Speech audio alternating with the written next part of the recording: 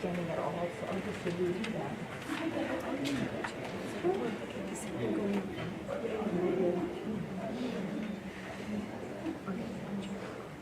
Okay.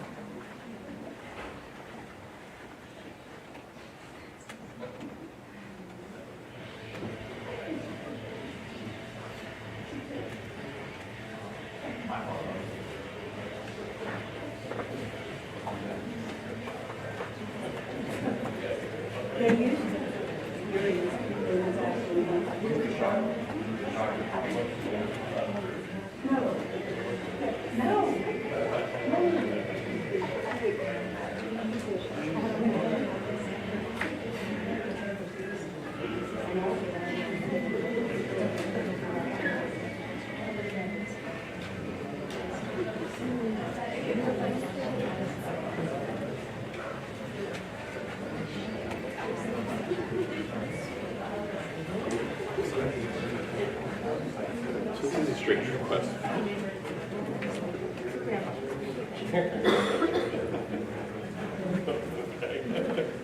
I heard his own.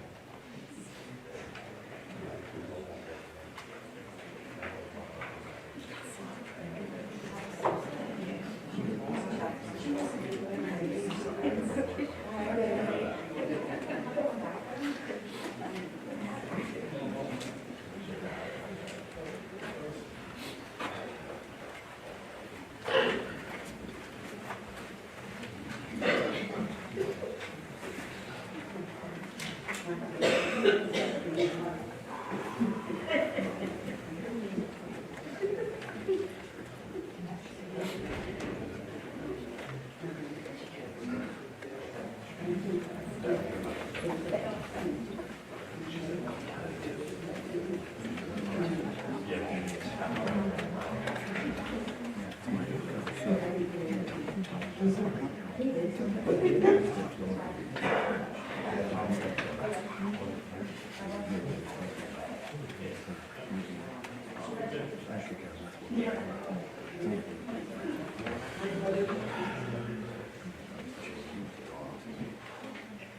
right, so I just want to introduce myself. I'm Alex Norris. I'm one of the funeral directors here, and I was asked to give a celebrant service for Jeff. When I get asked to do a celebrant service, it's always hard to figure out how to take someone's whole life and put it into just a short service. So Jeff definitely didn't make this easy, because in sitting down with the family, there were stories that were just unending. So I'm going to do my best to condense 52 years into about 10 minutes. So I've met Jeff a few times, so the family was generous enough to share their memories of Jeff with me. And I think the best word, as everyone would agree, for Jeff is Jeff. I don't know that I think he was definitely one of a kind, and that any one of you would agree with me on that. In listening to the stories his family told, I gathered that he kept everyone on their toes, because you never knew what he was getting into, or more so what he was getting you into. Jeff could be described as a free spirit and a party animal. Those were two reoccurring words, so I'd say it's probably true. And judging by the pictures, I'd say he knew how to have a good time. As I was going through the pictures for his memorial tribute, like I said, it was just clear that he knew how to really enjoy life, and that he really loved all of his friends and family. When I asked the family for 3 words to describe Jeff, they didn't have to think long before saying comical, great sense of humor, and that he could sell you a wooden nickel. Heather said I wasn't allowed to say used car salesman, but they agreed that was pretty accurate. One thing I also noticed from the pictures is that he was always smiling. There was not a single picture there where he wasn't just grinning from ear to ear. Now, the grin got a little bigger whenever there was a Hooters waitress or someone he was standing beside him. But that's beside the point, he was still smiling. This just attributed to his happy-go-lucky nature, and he clearly was the party and brought it wherever he went.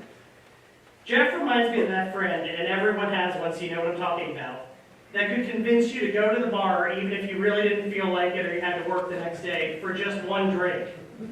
Then once he got you there, one drink turned into a few, and by the end of the night you had no idea how many you had, or why his drinks were on your tab. I was told Jeff loved going to concerts, and especially if someone else would pay for him. He was up for anything if someone else paid, it sounded like. I mean, everything's better when it's free, so I don't blame him. But Jeff's siblings also said they loved going to concerts with him because he was the older brother and could buy them alcohol. Not that they would drink underage, but Pearl Jam was one of his favorites, and I know he and Chris went to Pearl Jam a few times, and he just loved the 80s hair bands and grunge rock. As I've said before, Jeff was known for a sense of humor, but I really don't have to tell you all this. With a raise of hands, how many of you can remember a time that Jeff made you laugh? So if you look around, that's literally everybody in the room, which to me is just such a great testimony to how he brightened everyone's life that he came into. And I was told it was an unending series of jokes with him, and most of the punchlines were probably not appropriate for me to repeat. One memory that his family went to right away was the famous best man speech that he gave for Chris and Heather's wedding. Heather was nice enough to share that with me, and I will say that I've never heard one like that, and I don't think I will ever hear one like that again. All 11 minutes and 12 seconds, you could just hear laughter the whole time as he read the little notes that he kept unfolding as he went on. I was told that Heather made him give it to her before giving it to an audience, and she said she kept giving him some constructive criticism because, and this might come as a shock, most of the wedding speech was not something that you would mostly say in public. Whenever she told him this, he really just couldn't understand why and what part was inappropriate until she told him, no, it's all inappropriate. Jeff was a die-hard Dallas Cowboys fan, as I think everybody can see from the casket to the flowers. And this was much to his family's disapproval. I think most people don't admit to like the Cowboys, but Jeff was proud of it.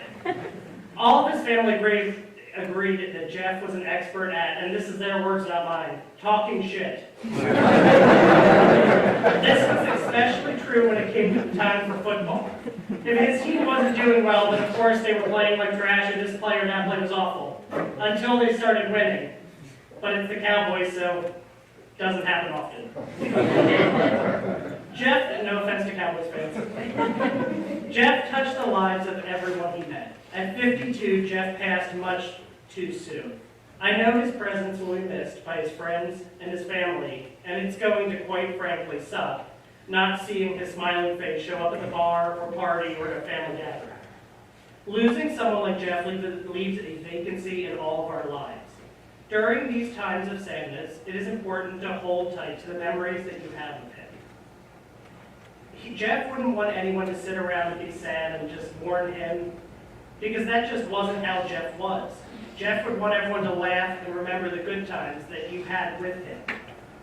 In the 52 years of Jeff's life, he made more friends than some people could possibly make by the time they were 100. Before we at the funeral home even learned of Jeff's passing, Patty was getting calls from members of the Hummelstown Legion telling us the sad news. And this showed me two things. One, if you need to know anything, the Hummelstown Legion somehow has access to all information before any other part of the world. But two, and the most important, was that Jeff was loved by everybody, and people kept checking on him during his stay in the hospital over the last few months. So it didn't take long for the news to travel. When everyone goes back to the Legion today to celebrate Jeff's life, I want everyone to raise a glass, or glasses, as I'm sure he would agree, to him and to remember the times that he made you laugh.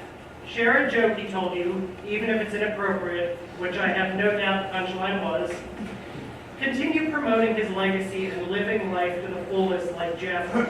As we can see from the pictures, he embraced every opportunity he was given. And I think he truly made the best of 52 years. Whenever you feel sad, just look around, and I'm sure you'll find a sign from Jeff to brighten your day. Today, I know that Jeff is celebrating with his dad, Big Jeff in heaven. And it was 2 years ago today, as Jenny reminded me, that we laid his dad to rest. I'm sure they're sitting at the bar, laughing, watching sports, even though their teams are probably different tasting teams, and just having a great time. Jeff was an amazing individual, and I think we can all agree that everybody that knew him could say their life was better because of him. So at this time, I would like to ask Chris to come, whichever Chris would like to go first. Come up and share some. Thanks, Alex. Hello, everyone.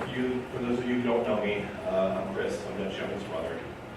I'd like to first thank everybody for the outpouring of love and support that you've shown my brother over these last few weeks during his illness. It's a testament to just how many lives Jeff has touched. I also want to especially thank Jeff's family, our sister Tina, his stepmother Janice, his brother Ryan, his stepbrother and oldest friend Chris, our niece Tana, and his son Carson. Situations like this can cause a strain on families, but we work as a team, and I think Jeff would have really loved the fact that it brought us closer together. As shown in Jeff, Tina, and I would go to annual trips to Wildwood together. When our niece Tana was born, it brought us closer together as a family. Jeff loved going to Knoebels each year to celebrate Tana's birthday. He was always better with children than I was, and especially Tana. Jeff was extremely close with his father, Jeff Sr. The two of them would go golfing and always enjoyed spending time together at the house, especially around the pool or drinking beers in the garage or watching old movies. He was devastated when Sr. passed away 2 years ago. In fact, Jeff Sr. was laid to rest exactly 2 years ago today. When Jeff's father married Janice, the two became extremely close, and she was like a second mother to him. They promised to always spend Christmas Day together, and Janice kept her promise this year to spend Christmas with Jeff in the hospital. I know that would have meant a lot to Jeff. Jeff's oldest friend was Chris Richard, and the two became stepbrothers later on. Chris would tell me stories about how the two of them were friends with each other when nobody else wanted to be friends with them. Eventually they started to make new friends, but everybody knew Jeff and Chris came as a package deal. I remember the first time I met Jeff's brother Ryan. It was at a surprise 50th birthday party that I threw for that I threw for Jeff. This random guy came up to me and introduced himself as Jeff's brother. And I looked around and thought to myself, no, that's not right. I'm Jeff's brother. But the two made an instant connection, and they had a lot of common interests. They spent a lot of time together over the last 2.5 years, and Ryan told me that although he has a lot of brothers, that Jeff quickly became his kid's favorite uncle. And I can't forget my wife, Heather. Throughout this process, she has been by my side. She has been my sounding board and my partner. As I was focused on taking care of Jeff, she was focused on taking care of me. She loves to tell people about the time she threw a surprise birthday party for me, and Jeff and her brother Sean spent the night sleeping in our living room as double brothers. Even back then, Jeff was already a brother to her. While preparing for this eulogy, I started to think about the story of Jeff's life. And it felt right to start off this journey talking about Jeff's loyalty and his dedication to his friends and family. Jeff was the kind of guy that was always there for you when you needed him most. Over the last few weeks, several of his friends would tell me stories about how they didn't know where they would be today if it wasn't for Jeff. When they had their lowest moments, Jeff was there for them. I know that Jeff was there for me when I had my lowest moment and I hit rock bottom. It was 1998.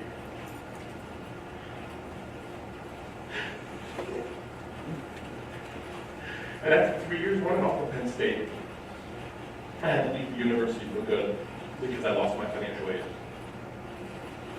I didn't really have any place to go. I hadn't spoken to my father in about 2 years, and my mom really wasn't in a situation financially to support me or take care of me. So Jeff took me in. He let me stay at his place and paid for all of my expenses for about 2 months since I didn't have a job.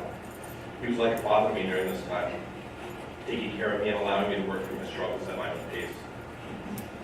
This is where our bond that lasted a lifetime truly formed. You see, Jeff and I weren't very close when we were children.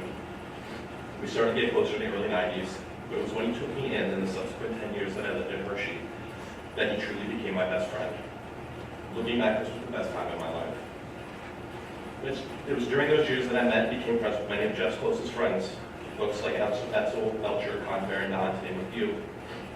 Of course, Jeff never actually called his friends by their names. Everyone had a nickname.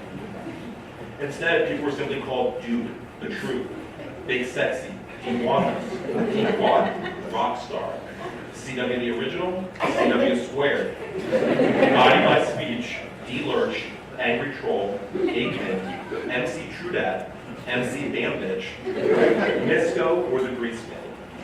Just saying those nicknames evoked such amazing memories for me. Because that was our crew. It was a rotating cast of characters that you were never sure who would show up each night. But at the center of it all was Jeff. Jeff was our leader. We would often start out the night at dinner at Applebee's, or maybe hanging out at Rockwell's deck. But we'd end up at places like Wanda's, Shane's, Angelina's, G-Man, and of course Shakey's. Jeff's friend Don recently shared a memory with me. It was one of the first times that they had hung out after reconnecting in their 20s. He and Jeff spent the night at G-Man, and at the end of the night, Don lamented that he was hungry and everything was closed. This was obviously before she was closed. They were going on. JP said, "Don't worry, pal. Let your buddy JP take care of everything." Jeff walked back into the kitchen of the G-Man and acted like he owned the place. He joked around with the cooks and then ordered them to make him two gobies the way that he likes them. Because he was with a friend, and this guy was a VIP. He slipped the cooks some cash, and before long, Don and JP were enjoying their delicious sandwiches. Don telling me the story reminded me of similar tales. Late at night, Jeff and I would knock on the doors of places like JoJo's and YP after they were closed, and the staff would open the door for us and fix us up something to eat. Hanging out with Jeff was like having an all-access pass to everything Hershey and Holmes, because he knew everyone. I used to joke that he was the mayor of Hershey. That's why hanging out with Jeff was so amazing. He was always putting smiles on people's faces and unselfishly taking care of his boys. He knew how to draw others in with his infectious smile. You felt like a VIP when you were out with Jeff. Donnie said it best when he texted me the other day and said, "It just felt good being around Jeff. He made the day brighter. He made life less dull. He helped you forget about life's problems. Imperfectly perfect, he was the best friend. To me and to many. The special kind of person that you never forget and will always tell fond memories about for the rest of your life." Jeff formed special bonds with people. He wasn't simply a friend or even a great friend. To many of his friends, he was family. When you would invite Jeff over to your house when you had your family barbecue. You'd invite him along to the Big 33 game that you always go to with your dad every year. Biologically, Jeff only had 2 brothers, but I'm willing to bet that there are dozens of people in this town that call Jeff brother. Nights with Jeff were often turned into an adventure and of course included many, many laughs. Because it's impossible to tell the story of Jeff's life without mentioning his sense of humor. Jeff is one of the most charismatic and funny people that I've ever known. He could make anybody laugh. But it's hard for me to convey a sense of humor because Jeff's humor was often situational. But also, and let's be honest, it was often inappropriate. But that's why we loved it. Because Jeff would say something that would absolutely shock you, and before long you were in tears laughing. Jeff could go into a room and make friends with anybody. His good friend Carl told me about how around 2008 the 2 of them were living together. He said it was a challenging time for both of them financially, that they'd be able to scrounge together $10 or $15 to get a pitcher, and they'd go out for the night. Most nights that was the only drink that they had to buy, because Jeff was so entertaining to the other patrons at the bar that they would buy all their drinks for the rest of the night. Carl said that even though they were broke at this time, it was some of the best times that they ever had. When our crew would go out, Jeff enjoyed playing pranks on us. Jeff naturally would be leading our group through a crowded bar. He would go past a girl that he knew nobody in the group was interested in. And he would stop and say, "Hi, have you met my friend Chris?" and introduce the girl to the person walking behind him. Then Jeff would slip away and watch in delight from the bar as his friend struggled to get out of a conversation with a girl that he had no interest in. Throughout his life, Jeff had many jobs. When he was younger, he worked at IHOP, the Alpine, and Celebrant Pizza, just to name a few. But once he got older, he realized the strength of sales and building relationships with people. In the mid-90s, he was an extremely successful cellular phone salesperson. But he eventually transitioned into the food and beverage business, which was his passion. He was a bartender and manager at places like the American Legion, Applebee's, Aruga's, Taco Bell, and Buffalo Wild Wings. From the very beginning, he dreamed of owning his own place. Those dreams were finally realized when he became the managing partner at the Corvette in Anvil. He was so incredibly proud to have gotten his own restaurant. When a fire closed the Corvette and COVID made the reopening take much longer than anticipated, he went and got his real estate license and became an agent. He ended up becoming my real estate agent and our sister's real estate agent.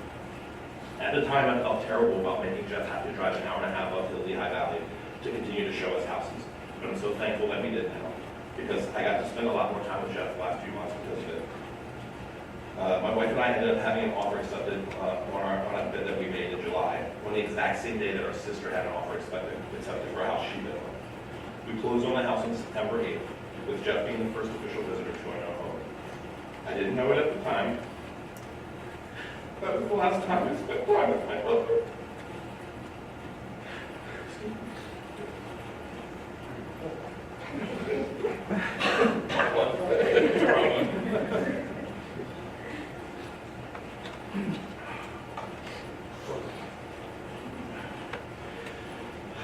There's an elephant in the room, and I believe now's the time to address it. My brother was a Dallas Cowboys fan. I know. As an Eagles fan, I'm ashamed to admit that. But I can't deny that Jeff was your typical, loyal Cowboys fan. And by that I mean that when the Cowboys were doing well, Jeff was vocal and all over social media. But when the Cowboys weren't doing well, Jeff disappeared and would always come up with an excuse why he had something more important to do than worry about. But in all seriousness, Jeff loved football. It was a passion we both shared. And because our favorite teams were rivals, it made Sundays that much more fun. Some of his friends and I were joking last week about what Jeff's reaction would have been to that Dak Prescott play that ended the season, Cowboys season. You definitely would not have seen him on Facebook for weeks. Sundays will never be the same without him. For several years, I had Eagles season tickets at both the Vet and the Link. The seats were awful, but I would usually take Jeff to the Cowboys game. Jeff was wise enough to keep a low profile at most games, except one. The game happened on December 19th, 2004. You might be surprised how I could possibly know the exact date of that game, but something important happened that day. Terrell Owens broke his leg. Jeff started talking shit immediately. He was saying stuff like, "Stay down on the ground, T.O." Naturally, it didn't take long for two Eagles fans sitting in front of us to start squawking back at Jeff. Now, to his credit, JP was pretty well behaved And he tried to explain to the fans that, hey, he doesn't have any ill will towards TO. He's just playing against them in fantasy football, and he doesn't want him to go back in the game.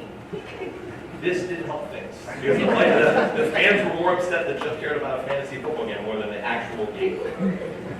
Realizing that this was going to get out of hand very quickly, I found the nearest usher and warned them of the situation. As the usher and I got back to the seats, the two fans of my brother were screaming at each other. The usher called for my brother to come over with him, and the three of us started walking down. And we kept walking down, and we kept walking down, until we got so close to the field that I could smell what flavor of Campbell's chunky soup Donovan McMahon had for lunch that day. Then the usher said, okay, gentlemen, here are your new seats. Thanks for bringing this to our attention before it became a big situation out of hand. My brother and I sat down and he looked at me and said, well, damn, had I done this, I would have talked shit at all the other games.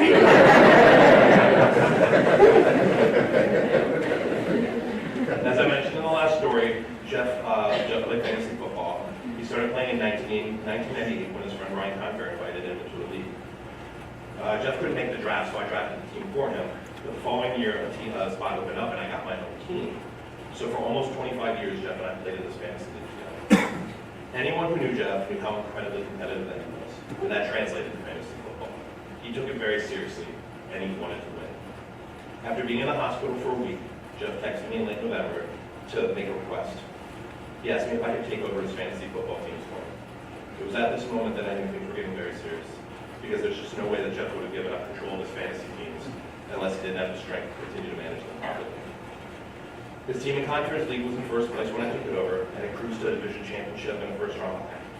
I ended up playing against my brother in the semifinals, and I've never been so happy to lose a fantasy football game in my life. The following week, Jeff's team made it official. He blew out his opponent by 40 points to win his first championship since 2002. We actually have the trophy right here because of that. The next time I visited him in the hospital, I told him that he was the champ, but that he needed to get better because he had a lot of shit talking to do. He was on a ventilator at the time and sedated, but I really hope that somehow he was aware enough to know that he's the champion.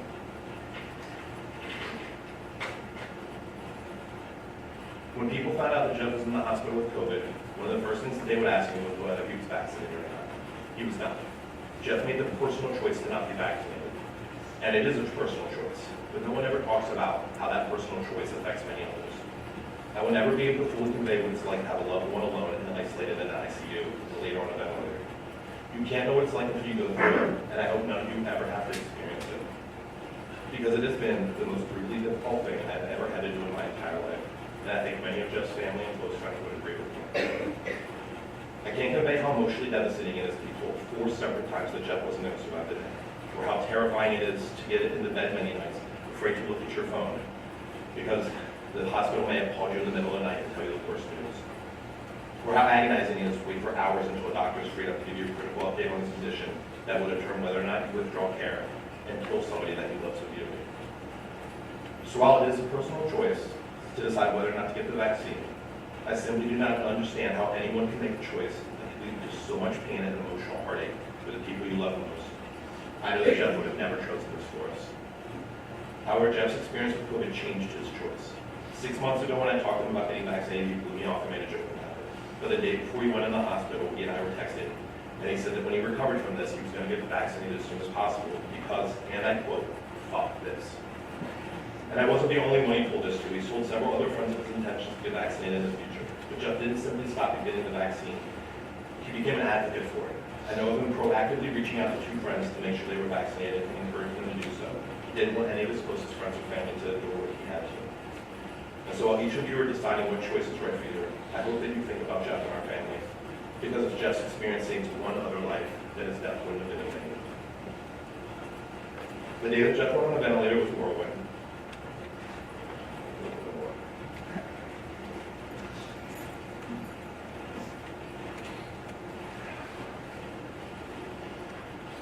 The day Jeff went on the ventilator was a whirlwind. There had been talk that he may need to go on it, but things moved much faster than I realized. I was driving to work when my wife called me and told me the news. My wife was already in touch with the hospital, trying to make sure that Jeff had declared power of attorney, because we talked about it over the weekend, but I wasn't sure if he actually signed and executed the paperwork. As my wife was talking to the hospital and frantically trying to get the POA executed, she had the awareness to ask if Jeff could talk to me before he went on the ventilator. Abby, the PA in charge of the COVID floor, and somebody that we get to know very well over the next few weeks, told her that I had to call right now. And so my wife called me, and I quickly pulled over someplace safe. I called the hospital who transferred me to the dressing room, and the doctor answered the phone and gave me the gist. It was obvious that it was difficult for him to talk. His breathing was labored, and his throat was raw from weeks of coughing. But he said he was going to go on the vent, and it was going to help his lungs heal. He said he was going to beat this, and he was going to see me soon. He told me that he loved me. I told him that I loved him. And that was it. It was maybe a 45 or 60-second phone call, but I'll be eternally grateful to my wife for helping make it happen, because that was the last time I got to talk to my daughter. It took about an hour. Until we found out the chef declared me power of attorney. And from that moment on, my life was consumed with taking care of him and handling his affairs. But I wouldn't have had it any other way. Every day since December 6th, I have been doing something for my brother, whether it was communicating with the hospital, making decisions about his care, communicating with friends and family, reaching out to close friends of mine who are doctors to seek their opinions, visiting him in the hospital, or working with his roommate to pay his financial obligations. I'll never know if I made the right or wrong choices for you. But I did everything I could to heal and honor you. I'm sorry it wasn't enough to bring you home. I'll never forget you. Come back once and I.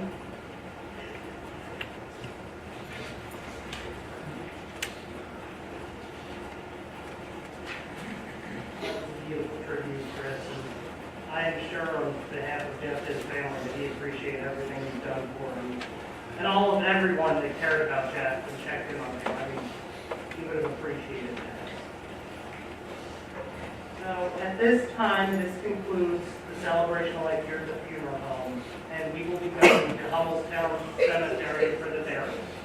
If you're going to the cemetery, you checked in with the two guys in black out front, then you've got a flag on your car, just so you can process through traffic safely. And we just need you to turn on your high beams and four-way flashers. And then we will go in procession to the cemetery. So we will start dismissing in the back if anyone wants to say their final goodbyes. And otherwise, the service will continue at the cemetery.